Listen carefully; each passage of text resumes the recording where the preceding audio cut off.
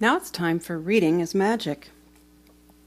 Today our story is about Thanksgiving, a Thanksgiving story about immigrants into this country, into the country of America. We celebrate Thanksgiving every November, the fourth Thursday of November, and it's a day of gratitude.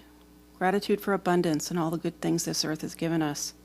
Here's a calendar, and there we go. Thanksgiving this year falls on the 26th. So let's read our story. How Many Days to America by Eve Bunting, illustrated by Beth Peck.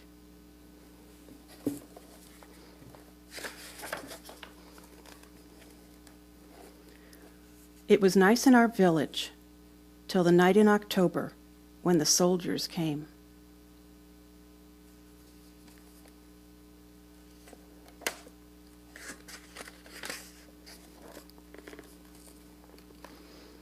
My mother hid my little sister and me under the bed.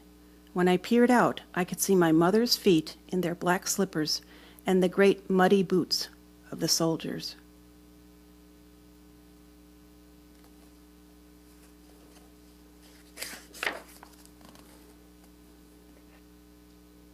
When they were gone, my father said, "We must leave right now."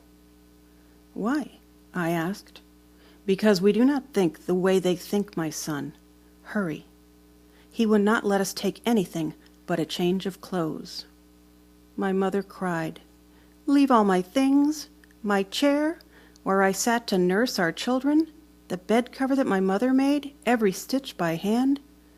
"Nothing," my father said, "just money to buy our way to America."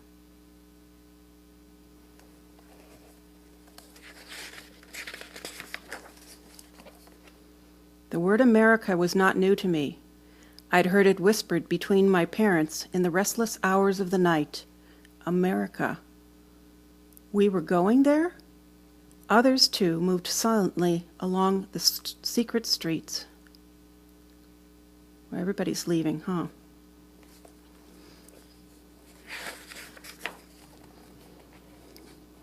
Boats bobbed in the dark water off the quay, and men talked behind their hands while gold passed from one pocket to another. "I must have your wedding ring," my father told my mother, "and your garnets." My mother took the ring from her finger and the garnet necklace from its little bag, buried deep in her bundle. She did not speak. My father said we would leave while it was still dark. "How many days to America?" my little sister asked. "Not many," my father said. "Don't be afraid."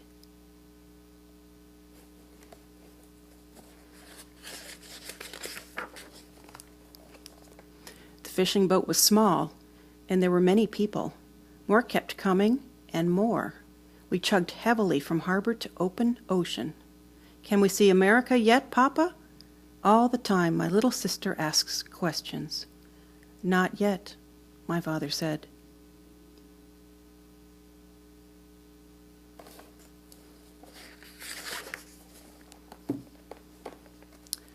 We were an hour from shore when the motors stopped.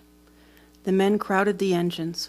"A part is broken that cannot be fixed," my father told my mother, and her face twisted the way it did when she closed the door of our home for the last time. The women made a sail by knotting clothes together, and when they pulled it high, I saw my father's Sunday shirt blowing in the wind. But the sail carried us back toward our own shore, and men shot at us from the cliffs. At last we got the boat turned in the right direction. "How many days to America now?" my little sister asked. "More, my small one," my father said as he held us close. I saw him look at my mother across our heads.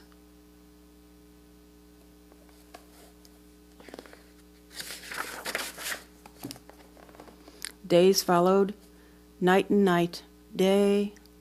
Our food and water ran out, and many people were sick. At sunset, my father and mother and sister and I huddled in the bow. Then my father sang, as he sang at home, "Sleep and dream.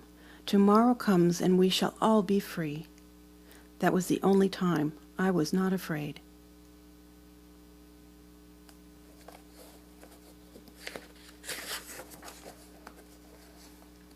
By day we fished and shared the catch. When it rained, we caught the water in our buckets. I slept and dreamed of home, of food, of my favorite uncle who worked with my father in his shop and who had stayed behind. Sometimes I cried, and then my mother would rock me against her. Once we saw a whale, gray as an elephant and covered with barnacles. See him here? There's his eye. "Come push us, whale," my mother cried. "Push us to America." But the whale did not hear.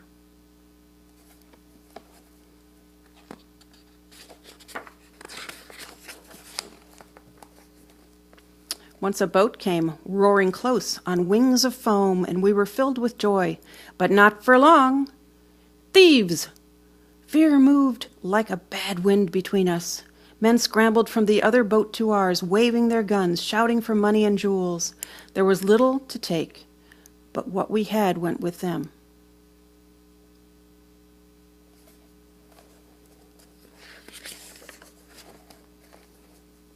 Once there was a shout of "Land!" and we crowded the railing.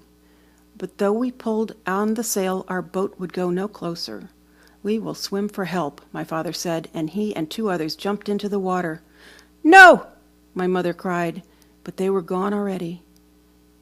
When at last we saw them rise on the green roll of the surf, saw them carried away to shore, we danced and cheered. But there were soldiers on the rock. Everyone was quiet, and my mother gripped my hands. "They are bringing them back," she whispered.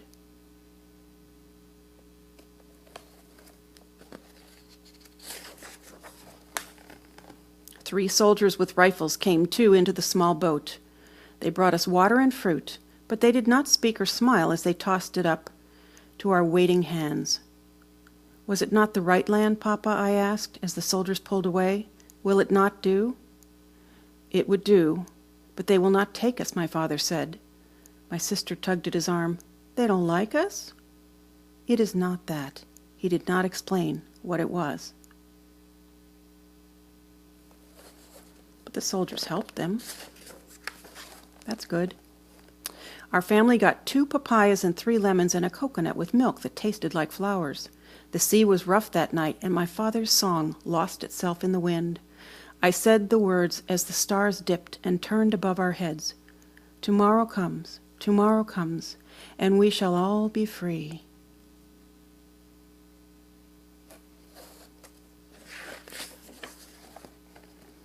It was the next day, the tomorrow, that we sighted land again.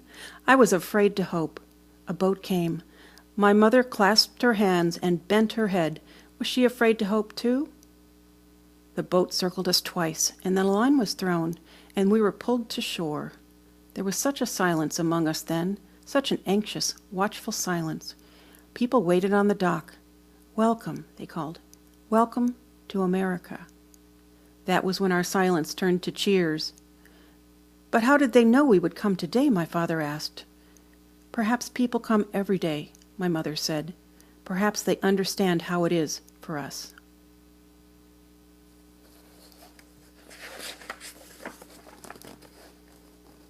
There was a shed, warm from the sun on its tin roof. There were tables covered with food. Though the benches were crowded, there was room for all of us. "Do you know what day this is?" a woman asked us. She passed us a dinner plate. "It is the Coming to America Day," I said. She smiled. "Yes, and it's special for another reason, too. Today is Thanksgiving." "What's that?" my little sister said. But she was not too shy to ask her questions.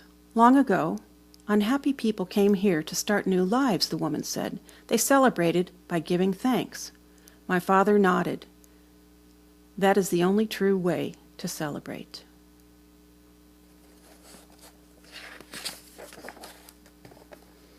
We joined hands and closed our eyes while my father gave thanks that we were free and safe and here. "Can we stay, Papa?" my little sister asked. "Yes, small one," my father said. "We can stay." There's people from many countries that have come to America through the years. People still come to America. Let's see what we have in our bag today. Oh, look it. It's an American Angel, red, white, and blue.